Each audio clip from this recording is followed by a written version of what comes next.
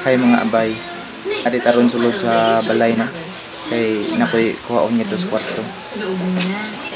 Nakoy kuhaon kay inaay nahibili na ko ang gamit.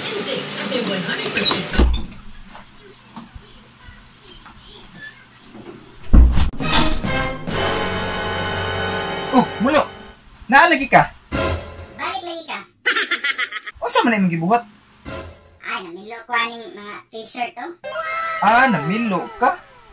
Mga nindot lagi na nga t-shirt no? Original lang anay? Asa ni kining itom o kining puti? Ang kanang puti. Oo, original. Aw, ang itom di ay. Original sad. Original pud. Unya baligya pud na.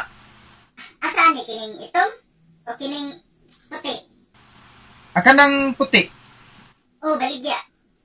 Aw, nya ang itom. Baligya pod. Pilam sad na. Asa ni kining itom o kining puti? Kanang puti.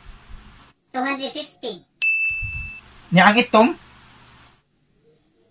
250 pod. Aha. Nga nang mangutana pa man kag asa nila nga parehara man imong tubag. Ana man gud ni. Ang kini manggong night nga puti, ako Unya ang kana di ang itom. Ako apod.